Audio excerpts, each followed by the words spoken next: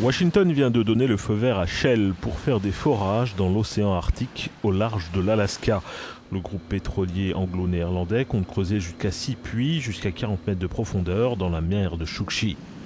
2 navires sont mobilisés. Ils pourront servir de puits de soulagement en cas d'urgence.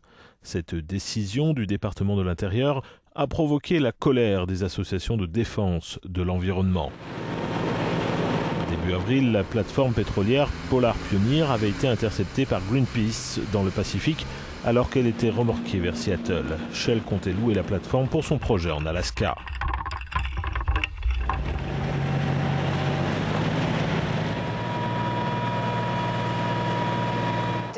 Bien que le gouvernement américain a admis lui-même qu'il y a un risque de marée noire de 75% en cas de forage dans la mer de Chukchi, l'administration Obama a quand même donné le feu vert à Shell pour aller forer dans l'Arctique, explique cette représentante de Greenpeace. Selon les géologues, l'océan Arctique pourrait contenir près de 20% des réserves mondiales non explorées de pétrole et de gaz, soit une estimation de près de 34 milliards de barils dans ces eaux. Or, l'Arctique est un environnement très sensible de par son climat et sa faune. Et les populations autochtones dépendent des ressources naturelles locales. À Barrow, la ville la plus au nord de l'état de l'Alaska, où la mer gèle pendant plus de 8 mois, les locaux, les Inupiaq, vivent notamment de la chasse à la baleine. Tous s'opposent au forage qu'ils estiment bien trop risqué.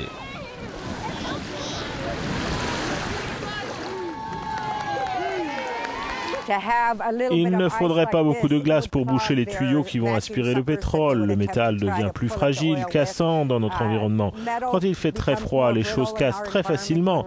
Et les baleines sont très sensibles. Leurs sens sont incroyablement développés et elles peuvent détecter les polluants dans l'eau et éviter les zones qui sont contaminées pendant des mois.